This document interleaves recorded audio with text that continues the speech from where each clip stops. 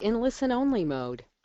Good morning, everyone. Scott Earhart here with Insurance Agency Marketing Services. I do want to take a moment before we begin and thank all of you for taking time out of your busy days to join us. We do greatly appreciate your participation in this presentation and you taking the time for us.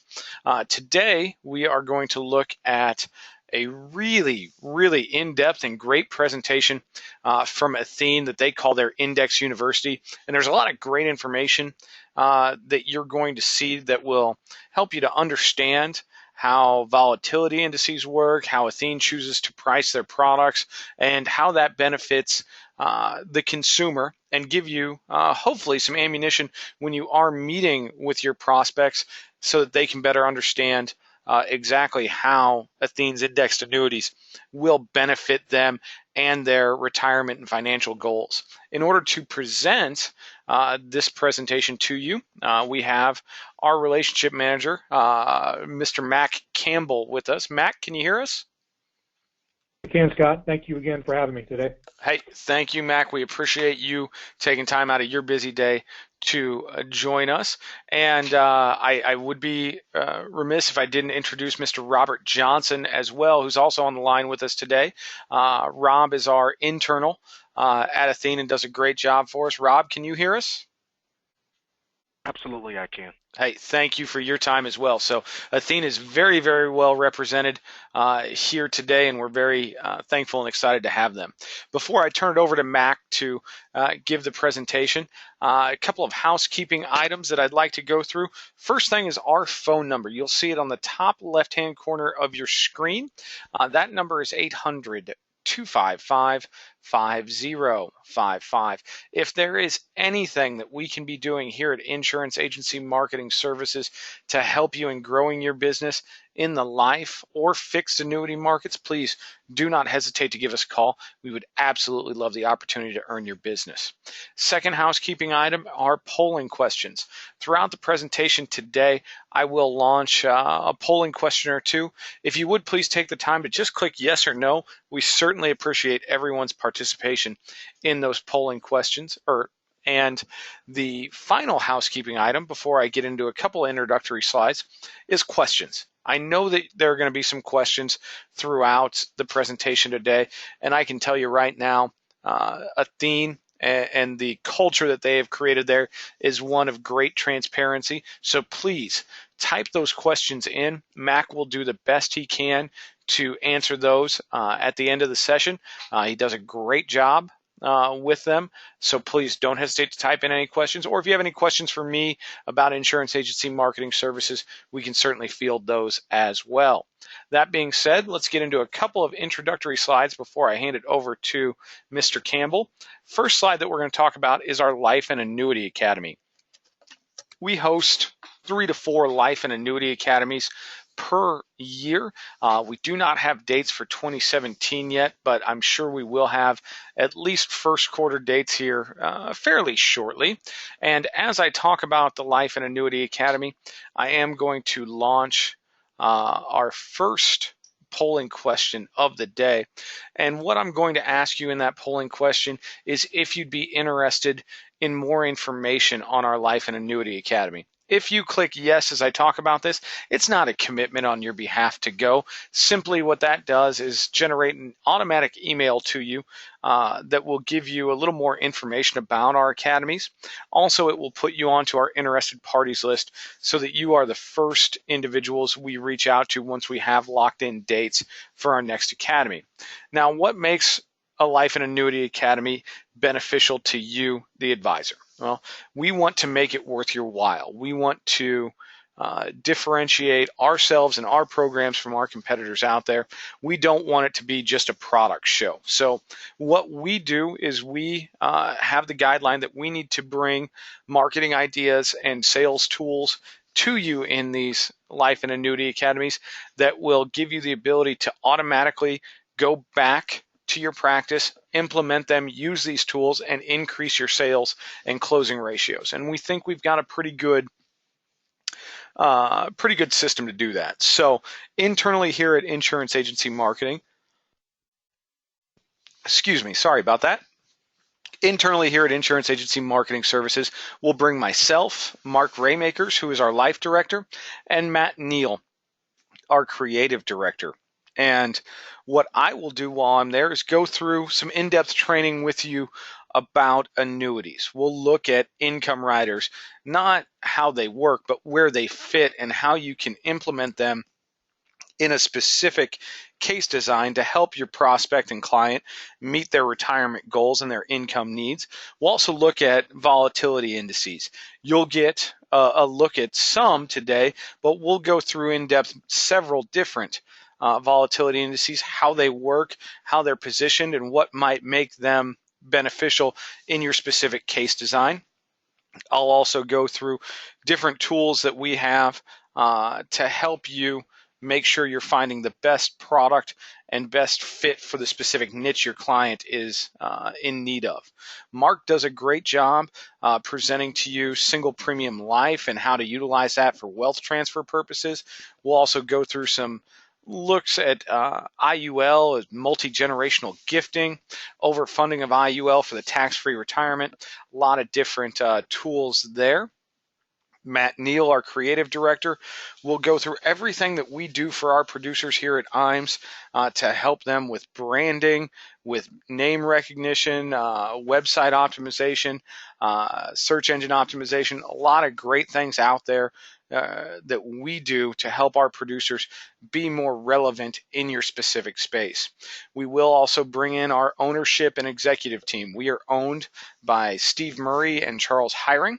One of the unique things about Insurance Agency Marketing Services is you will get to meet and will have access to the decision makers here at IAMS. And Steve and Charles certainly want to get to know you. They want to know your business, and they want to make sure we are tailoring your experience with Insurance Agency Marketing Services as much as possible to make sure it's as beneficial for you as it could be. Now, what I find to be probably the best thing that we offer at our Life and Annuity Academy will be our sales coaches. We'll bring in at least 4 of our sales coaches to a Life and Annuity Academy. And to be a sales coach with Insurance Agency Marketing Services, you not only have to be able to talk the talk, but you must walk the walk. Our sales coaches are multiple time top producer escape qualifiers. They are the upper echelon of producers in the financial industry. And what these ladies and gentlemen will do is show you exactly what they do in their daily practice that makes them a top producer and give you the ability to implement that, take that home with you and implement it in your business to help you increase your sales. So very, very valuable there. Now, before we move on, I'd be amiss if I didn't ask Mr. Campbell for any comments that he may have. Mac's been a part of several of our Life and Annuity Academies, and I'd certainly love to get any feedback he might have. Mac, any comments for us? Yeah, sure. Scott, thanks for the opportunity. You know, we, as you mentioned, we've partnered with you guys on several of these academies in the past and likely will in the future as well.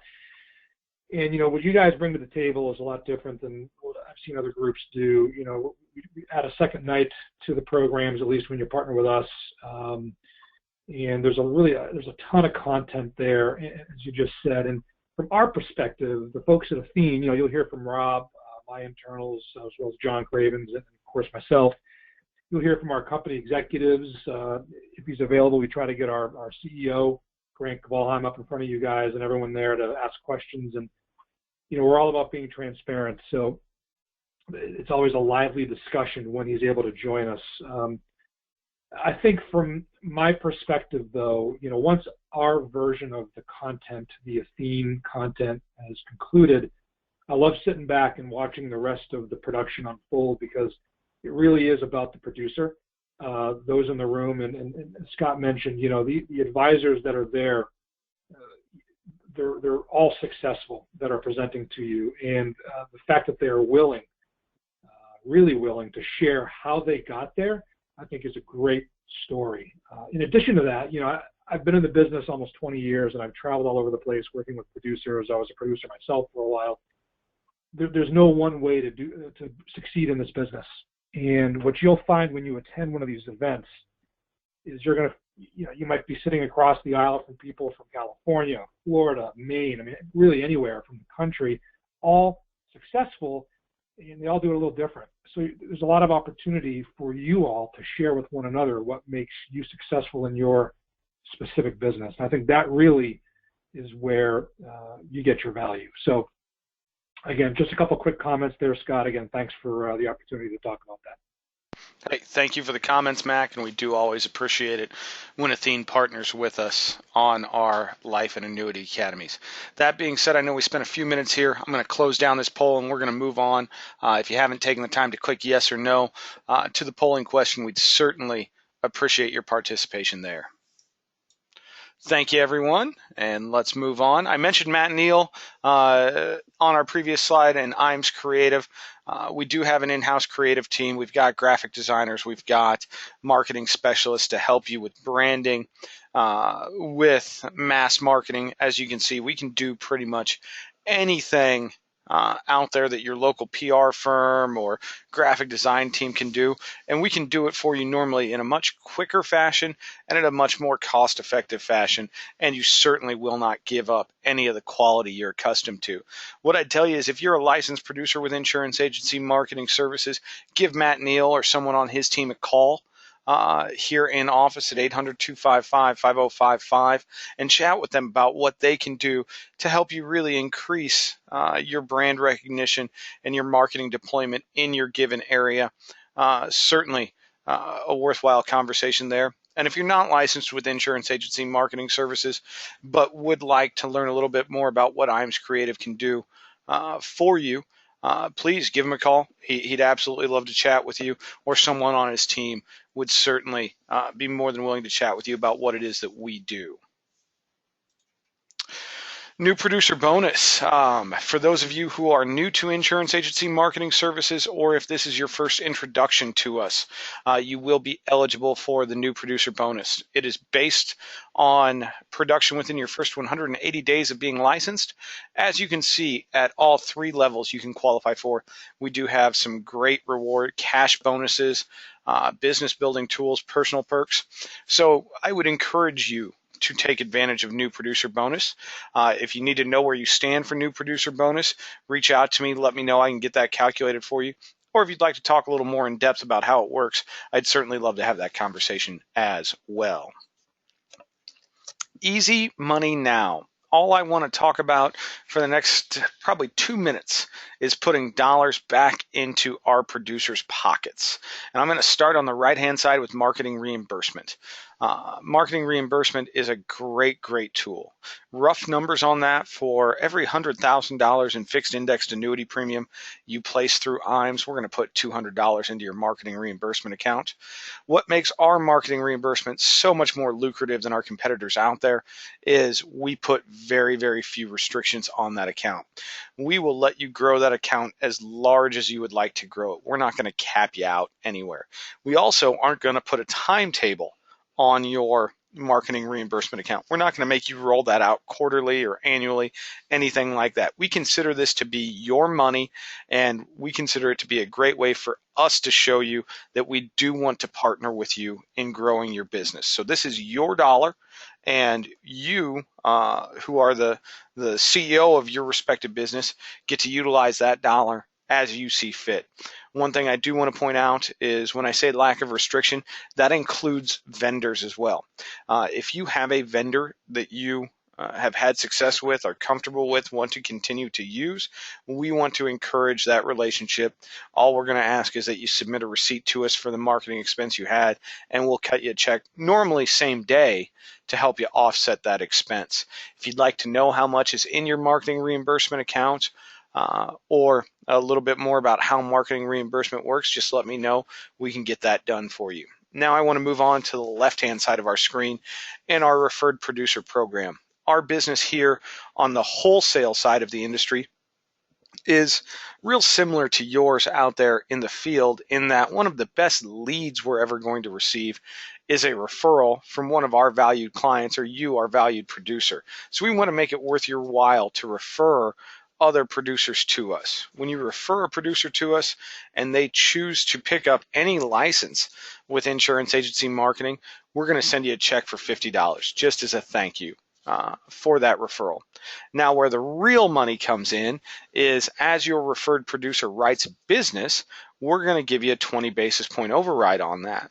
Now, we cut these checks at least quarterly, and Steve and Charles do sign checks for thousands and thousands of dollars every quarter. So it can be very, very lucrative. If you have an individual that you know that you work with that you think might benefit from the services that we offer here at Insurance Agency Marketing Services, please feel free to type in any contact information that you have for them into the questions box. I'll do the best I can to get them recruited over to IAMS, and we will certainly get you on your road to earning some referred producer dollars. Oh, that being said, Mac, that brings me to the end of my slides, so I'm going to give you control if you're ready for it. Yep, absolutely. You should have it now, sir.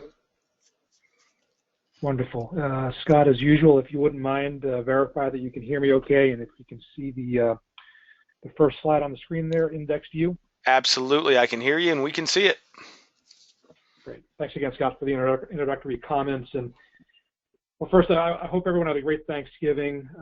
And again, thank you for joining us today. We'll take about the next 30 minutes or so and talk about actually quite a bit of information. And I want to, before I get into the content, I do want to say that this is material. Some of it I think will be familiar to many of you, if not all. But then some is perhaps new to you. And what I want to do is kind of start with what we'll cover towards the end, and we'll work backwards. But we will start from the beginning, I promise. Ultimately, my goal here is to show you and talk a bit more about the evolution of indices in the indexed annuity space over the last several years. And really, as you look at the landscape today, it used to be that it was the S&P 500 and that was it. We are not there anymore, as many of you know if you're selling in this space. There's all sorts and kinds of alternative indices, as we like to call them, that have a lot of different moving parts. And as you're out in the field selling these to customers that are likely nearing retirement or perhaps in retirement, there's not a lot of great information out there to help explain how these work to customers. So I'm going to hopefully start that conversation today. And again, before we get into that, I feel like we have to start at the beginning and take a look at the basics, and we'll do that in just a moment. But if there are questions, for whatever reason, that we aren't able to get to today on this call, or perhaps something you hear from me today might not resonate completely with you, give the folks at IAMS a call on Scott's team, or call my team at the home office, Rob Johnson or John Cravens. They are well versed in this content, and they will make sure, as well as I, that you have all the information you need to really talk eloquently about these new alternative indices that are just sweeping the marketplace today. So as I mentioned before we get into that, let's start with the basics. And what you're looking at here is a spectrum of risk. And really, we call this the annuity spectrum, where on the lower left corner of your screen, we've got a lower risk, which we also know means lower return potentially there. That's your straight income annuity, or your SPIA, if you will, or perhaps your deferred SPIA that are out there in the marketplace now. On the opposite side of that spectrum, the red dot, we've got higher risk products that offer potentially higher returns. And as we know, those are called variable annuities. Now, obviously, higher risk, we know there's no downside there. So clearly, there is a much greater risk there. You could lose your principal, but potentially make a lot more money. And then somewhere in the middle, although I would think closer to the income annuity, is your traditional fixed annuity, whether it's your declared rate annuity or perhaps your multi-year guarantee annuity, where you get a certain rate of return for a certain period of time. And in the middle, we've got what we've known over the last really 10 to 12 years as the fixed indexed or indexed annuity, which we believe offers the best of both worlds. We've got downside protection, as we know. We are going to limit the upside to help pay for that, and we'll talk about that in a few moments. But ultimately, we think at Athene here, we believe that there's a better value proposition for clients in indexed annuities for more upside potential. And what we've noticed over the last several years is there's this convergence into the middle from the fixed annuity side and the variable annuity side. Customers are recognizing they like upside opportunity, and they're willing to sacrifice some of that opportunity to never see a negative number ever again. So that's why we're seeing variable annuity customers come into these products. On the fixed annuity side, even though we've seen a slight uptick in interest rates over the last 30 to 40 days, we're still generally at historic lows. And it's tough to find a traditional fixed annuity that has a return you can get excited about to talk to a client with. So we're starting to see some of those customers, again, come to the indexed annuity side as well. So let's take a quick look at how an indexed annuity is built. And really, that center circle there, that sphere there in the middle, that's the protection from downside market risk. So the market goes negative, the client basically steps out of bounds and doesn't receive any negative implications on the contract. They just basically stay at zero. Now around that, typically there's some sort of guaranteed growth via a fixed rate of interest for a set period of time, the minimum guaranteed rate, if you will, and these vary per company and contract. And then on top of that, or around that, the yellow circle is our potential growth factor. And this is based on interest credits that track in part on the performance of a certain market index. And I mentioned one before, the S&P 500, and we'll come back to that as well in a moment. So how does a fixed indexed annuity work in its simplest form? We'll go left to right here. If you look at number one there on the left, what goes up, as we know, potentially also could go down. So we have an underlying index, like the S&P, for instance, as I mentioned a few times before. It could go up, but as we know, the general index in the marketplace also can go down, as we saw certainly back in 08 and 09 for sure. Now, number two is what an indexed annuity does, again, in its simplest form, where the phrase zero is your hero. We eliminate the downside. The insurer effectively guarantees against loss if the index decreases in value by buying hedges, typically by buying call options. Now, number three is entitled, it's what you keep that counts. Now, in order to pay for that downside protection the insurance company offers the client, we do limit the upside. So you can see that dark blue line there. It doesn't go all the way to the top. It's essentially capped at a certain amount that the company decides. Now, the owner receives a portion of the actual return in the form of an interest credit, again, based on the underlying index, that bar to the left. The portion received by the owner reflects the cost, essentially, of the insurance company to make sure they never lose a dime.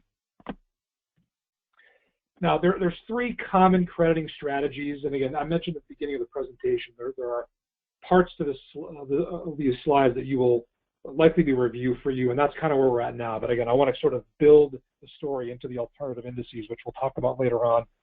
We've got a cap, a spread, and a participation rate. Again, if you're selling in this marketplace, you know what those look like.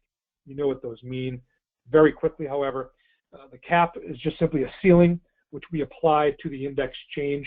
If we have a 4% cap and the market or the index does 4, client gets all of it.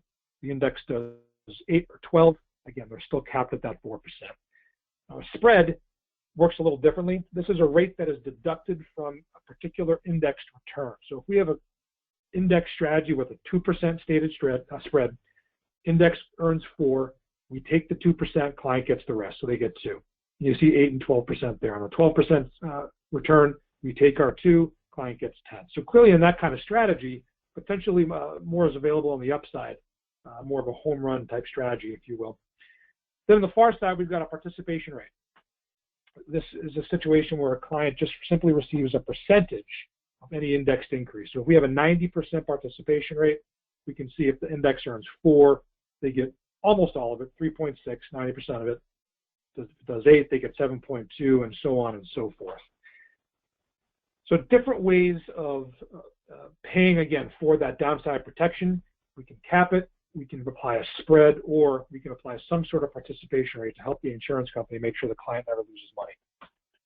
So we talked about sort of the basics of annuities in general, what an index is, and we'll kind of continue that conversation now. In its simplest form or definition, an index is a measure of change in a securities market. It's often a basket of securities representing a particular market or a portion of it, usually utilized in mutual funds, ETFs, or annuities, as we'll see soon. And examples I mentioned before, the S&P 500, one of the largest and most recognizable in this country, the Dow Jones Industrial Average as well. And again, there's the Russell 2000. There's all sorts of different indices in the marketplace, just pure indexes. So which index is best? And I show you this slide not to confuse you with all the colors and numbers, but really the easiest answer is it kind of depends. You know, there's no one index that is the answer to every market scenario. And I show you this slide because I think it's important that when you're representing a company or selling a product from a company, you need to make sure that the indexed annuity that they have, that you're selling, has options for customers. Because it's likely that in different market scenarios, one index could do better than another. And you're going to want the ability to move from one index to another as well within that same product. So again, this is just a quick look on the last 10 years there. And by the way, all those indices that you saw, I'll go back really quick. The blue line at the bottom, that's the actual S&P 500 index. You can see that's gone down. The three other lines you see there are actual Athene indices we have in our products, which we'll talk more specifically about in a few moments. So the S&P, I mean, it's no secret why it is as prevalent as it is in indexed annuities today. It really is the bellwether index. It's a broad-based composite of large cap U.S. companies. And believe it or not, this thing first appeared in indexed annuities way back in 1995, over 20 years ago. It's incredible that these have been around that long. We've seen just tremendous growth. But believe it or not, even today, over 50% of all index annuity crediting strategies still are based on some version of the S&P 500.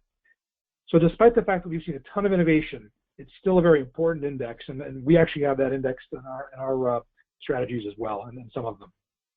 So let's take a look at the last 5 years, and you can see, 1 minute there, and you can see here that over the last 5 years, look at the first quarter of 2011, you can see the dark blue circle there, or a portion of the circle represents how much S&P 500 money, or client money, went into that strategy. You know, almost 2/3.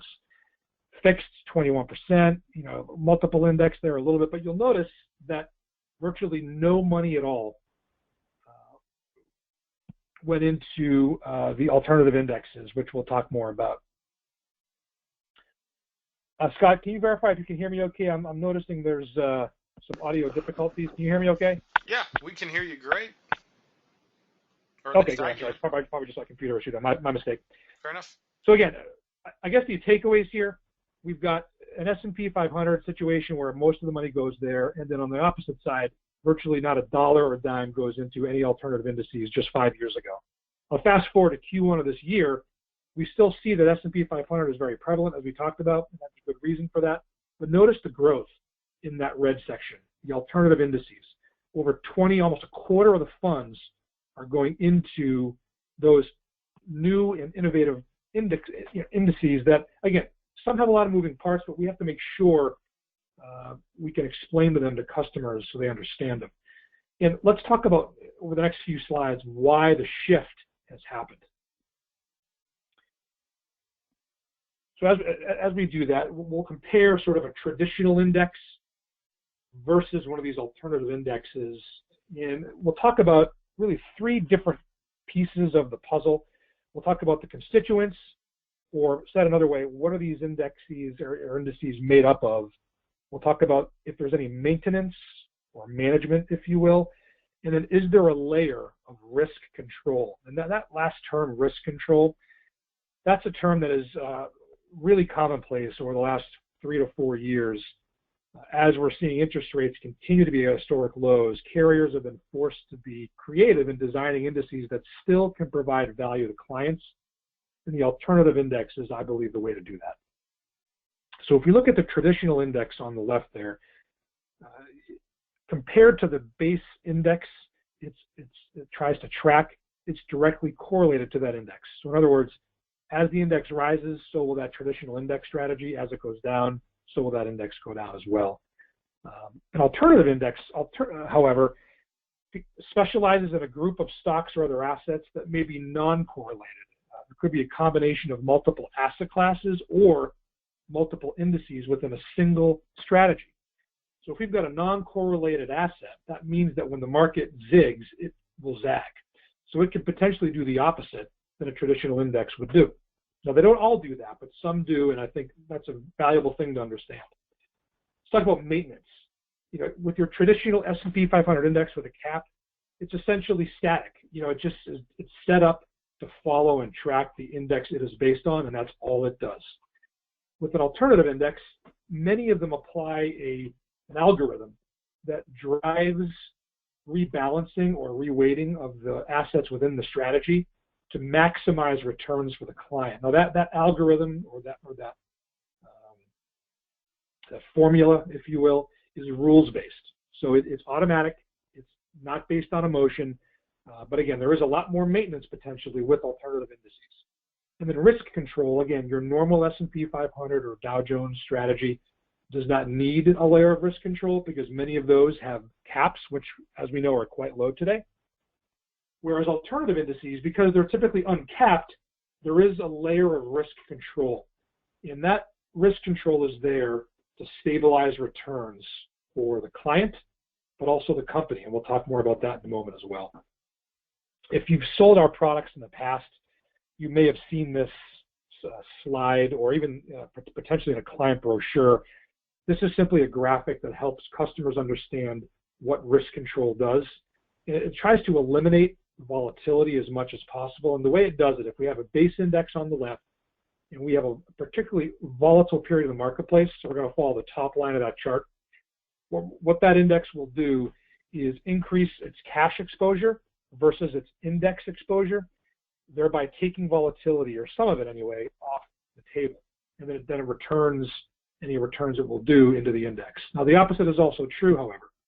If we're in a period of low volatility, the cash weight decreases and more funds are in an indexed exposure situation, thereby taking advantage of a low volatility market. And again, the returns simply filter in as well as interest credits. This is, again, just a graphical way to understand that as volatility goes up, we try to take some money out of the market or the index to make the ride smoother. What this effectively does over longer periods of time is make the ride extremely smooth and stable and predictable. And that's a good thing, because if the insurance company is able to predict its costs in pricing these strategies over the long term because volatility is removed, that means we can return it to the client with a higher participation rate, perhaps no cap, or if there is a capped version of one of these, perhaps a higher cap. So what I'm going to do is I'm actually going to show you what risk control looks like in actual performance.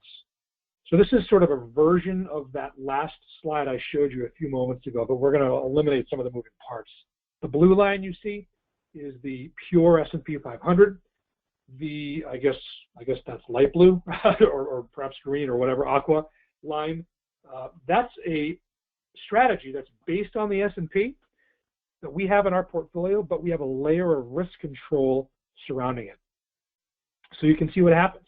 When the market in 2008 and 2009 gets extremely volatile, notice that the index with the volatility control, the index strategy, essentially is flat, or perhaps it's down a little, but not nearly as much. You can see the ride is a lot smoother. The ups aren't as extreme, the downs aren't as extreme, and again, that allows us to return to the client with better rates and caps and spreads and potentially no cap as well. So you can see that the starting point and the ending point here are essentially the same, but the path to get there, again, that's the beauty of indexing with volatility control, a lot smoother for everybody involved. So we're going to go back to that conversation that we started a moment ago about constituents and maintenance and risk control. And I'm going to kind of get a little bit more specific with you as it pertains to the Athene portfolio. And these are two relatively recent index introductions that we had earlier this year in the end of Q1, Q2. One of them uses 75 of the highest quality dividend-paying equities or stocks in the U.S. marketplace at a given time. That's what it's made up of. Those are the constituents. The maintenance, it quarterly reweights or rebalances, again, using that proprietary formula that's automatic every quarter. And there's a layer of risk control. So we look to achieve a 5% volatility target on that index. Now, let's take a look at a slightly different alternative index that we have at Athene as well, the one below there. The constituents, quite a bit different. We've got 8 different asset classes that represent 3 different economies across the globe and 3 different asset allocations, equities, fixed income, and commodities. Now, the maintenance here, it's a lot more involved. This actually rebalances on a daily basis, which I believe is very advantageous to customers. The more often that you rebalance, the more smooth the ride will be. So this, again, daily rebalances to maximize potential returns for the customer. And there really isn't a ton of risk control needed because there is that daily rebalancing factor. When you've got 8 different asset classes that every day could be different based on performance and risk, that really makes for a smooth ride for clients. So why should a customer consider alternative indices? Well, number one, as we've said before, the S&P 500 has really dominated this space, so it's a great way to diversify a customer's portfolio and also potentially to differentiate yourself with what the general marketplace is selling. We've got equity versus multi-asset. We've got correlation versus non-correlation. When the market zigs, it could zag. And a lot of different index objectives and strategies available as well. Or for volatility control, this may provide more predictable returns and ultimately may enable higher participation in the actual index itself. So let's talk about that.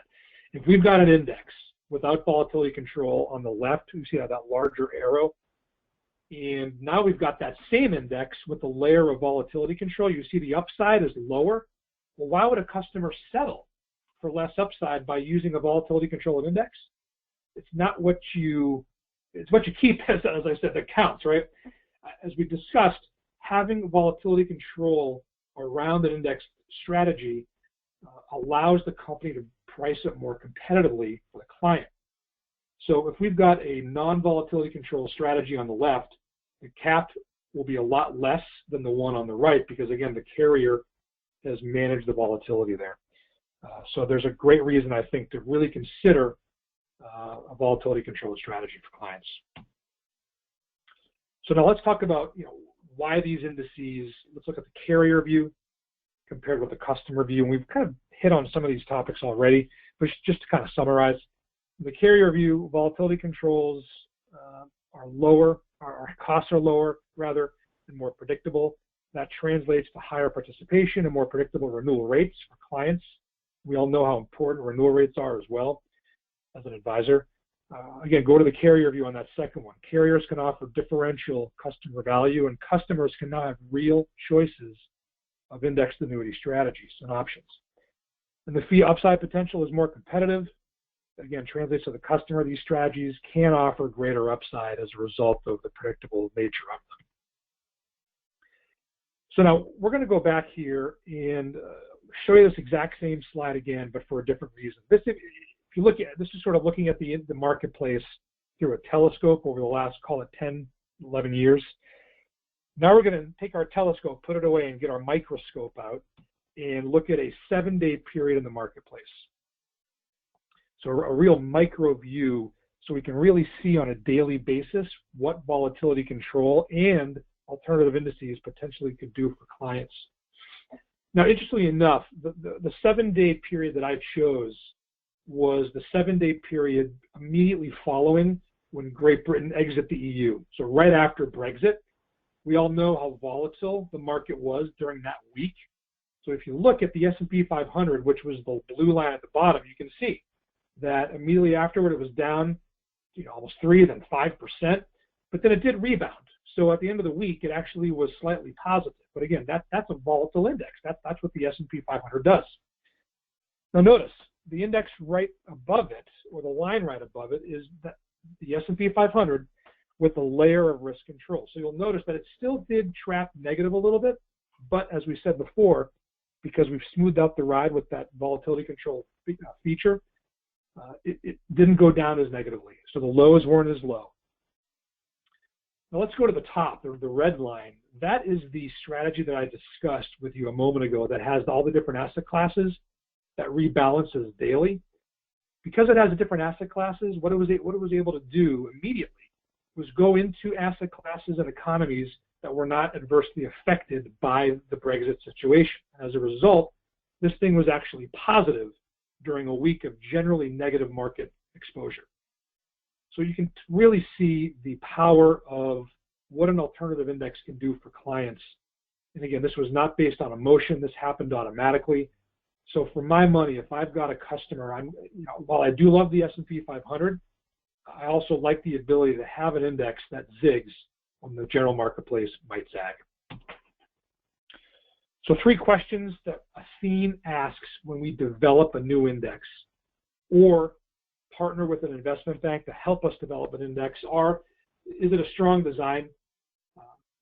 Is it a good fit? And is it a solid value? The strong design, what we mean by that is the organization that helps us develop the strategy, are they reputable? Do they have good brand recognition? Are they a worldwide company? That's important to us. Are they established? Is it a good fit for us? Meaning, is the strategy that we're proposing, does it complement what we already have? The last thing we want to do is spend all this money on designing an index and then just have it track what we already have. That makes no sense at all. So we want to make sure we develop indexes that are complementary with what we already have, and I think we've done that pretty well. But most importantly, what's the net customer value? When we choose an index, it's easy to pick an index based on past results. It's more difficult to choose one for what it will do moving forward, and that's how we try to pick our indices.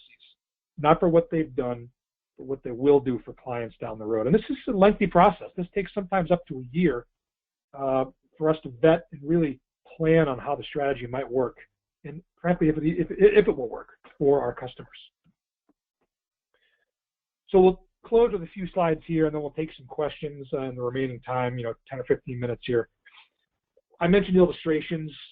Most of these alternative indices that are available today, they have pretty short actual histories. So companies are forced to essentially backtest these based on hypothetical returns. So we take the underlying component of the index based on today's rates, and we backtest it hypothetically as to how it would have performed over time. We've seen some regulatory sensitivities surrounding this over the last 5 years. I think that's a good thing. What we're seeing now, there's still a few outliers out there, but for the most part, many companies are now forced to have a lot of uniformity when it comes to showing an alternative index if they're going to backtest it. So, most are now forced to show the last 10 years of performance, the best 10 years of performance, and then the worst 10 years, just to give a customer sort of a good range. But beware, just make sure you're choosing a company that uses responsible backtesting. And by that I mean the most backtesting. If you're going to just cherry pick or use, if you have a 25-year backtest and you're just going to choose one time each year, that's 25 market cycles. That might not be the best thing. With Athene, we go back to the beginning of 1990 and we simulate buying a contract every day up until the present time. We've got almost 4,000 market cycles to back into our crediting rates. I'd rather have more market cycles than fewer. It's a more accurate depiction as to what I think the customer can expect moving forward.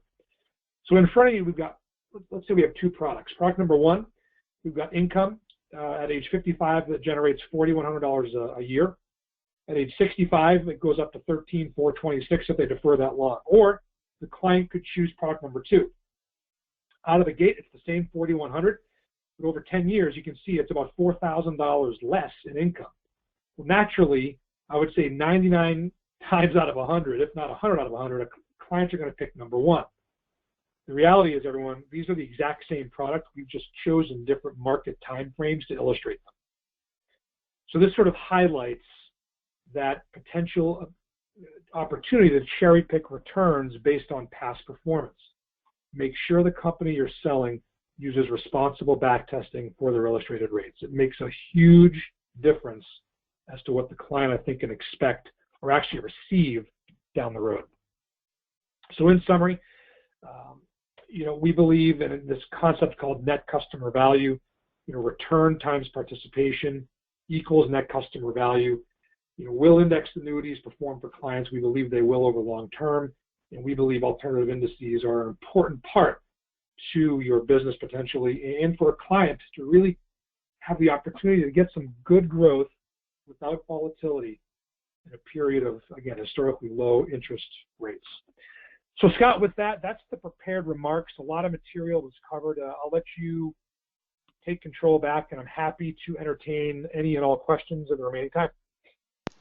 Hey, thank you very much, Mac. We do appreciate you taking the time to show that to us. That is a lot of information and really, really poignant and good information in today's environment. Before we get into questions, I am going to launch our last poll of the day, and I'm going to ask you if you'd like to see contracting information from Athene. If you saw anything today that is of interest to you, please feel free to click yes. We will certainly get you out product information and licensing information with Athene. I think you'll find Athene to be positioned as one of the stronger indexed annuity carriers in the industry today. I am going to take the first round of questions, pump them all into the same box, and just drop it on your plate, Mac. I'm sure you know it's coming. Any commentary that you would like to offer on the Department of Labor situation? Oh man, it's yeah. Well, it's interesting. As we know, President-elect Trump is kind of going through his transition team. Whether or not it's succeeding or not is a conversation for another time. Yeah, I think I would say the industry and people within it likely were happy to see him earn the presidency based on the DOL. I think there's a lot of people that think, well, he's just going to repeal it, and he and Congress may very well do that at some point. But maybe it's the fact that I'm from the East Coast and I'm generally pessimistic. I just don't know, number one, if that'll happen, and number two, if it does, when. And meanwhile, you've got half the marketplace, and they're basically the broker-dealer marketplace. And many of you on the call may in fact have some sort of affiliation with BD. A lot of broker-dealers are moving down the path like it's going to happen anyway. So that means from a company perspective, we've still got to make sure that we are positioning ourselves to appeal to really everybody. We've got broker-dealers that are saying, hey, this is what we believe. We like what the DOL is trying to do. Then there's another camp that is obviously against that, and we've seen the lawsuits that we've supported as well. NAFA, MSG, a few others that have been heard. We're kind of going down both tracks. We're preparing as if it's going to stick. If it does not, that's great news. We'll address it when it happens. But I think if you've heard me in the past talk on this topic, as a carrier, we are going to be willing to sign the BIC for those that need us to. So that's perhaps a shift in what other carriers you work with may have decided to do. We think that's the best thing to do, at least on a temporary basis, as the market sort of reacts to what the DOL will do. From your perspective, listen, I still hope for the best, but I'd still make sure you're aligning yourself with an IMO like IAMS that is also preparing for life post-DOL, if it does actually happen. So again, hopefully you weren't looking for me to say, rainbows all around, because, we may get there, but we're not there yet. And until Trump actually takes the keys to the White House and gets working with Congress, I'm not expecting much, personally anyway, to change. So Scott, I don't know if that helps or hurts, but at least it's certainly an opinion on that topic. Absolutely. No, I think that does help a lot. We appreciate your willingness to speak on that. A couple things I'll echo on what you've just said. Mac talked about aligning yourself in your practice. Look, I'm not from the East Coast, but I tend to be pretty pessimistic myself. So, what Mac said is right. You do need to prepare yourself as if this would go through. That being said, one thing that Mac said about Athene, that they are willing to sign the BIC. That's pretty big for producers that want to work with qualified funds and want to not give away a lot of control of their business. Do you have options to get that exemption signed? Um, if you're writing with a company that's not Athene, you want to ask that question. If you're using an IMO that's not IAMS, you need to be asking the question, do you have an outlet for me to get the BIC signed so I can continue to work with qualified funds?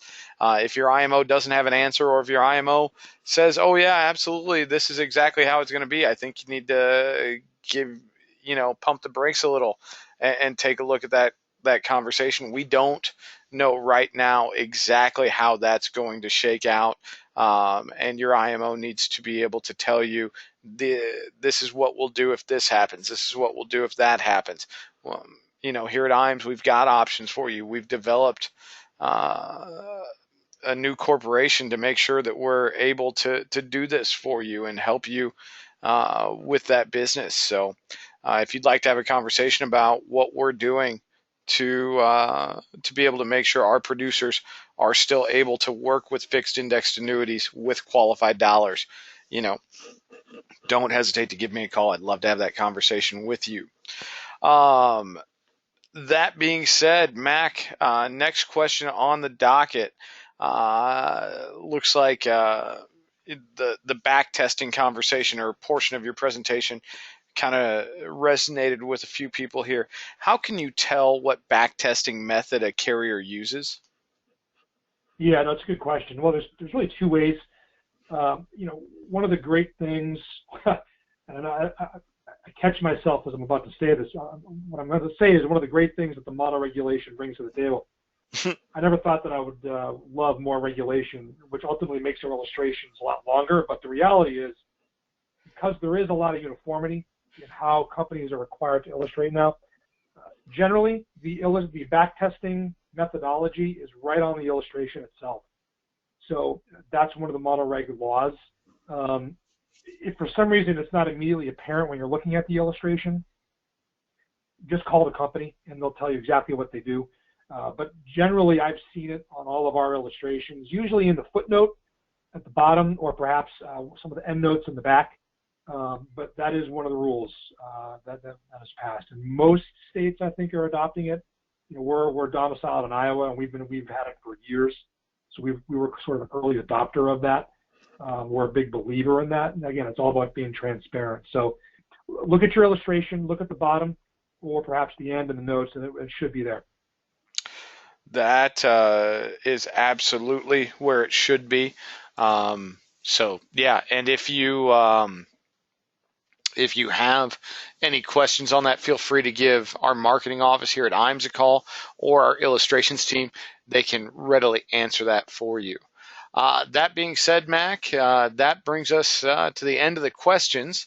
So I don't have a whole lot more for you today, except for a thank you for your time. We do really appreciate you taking time out of your busy schedule to join us.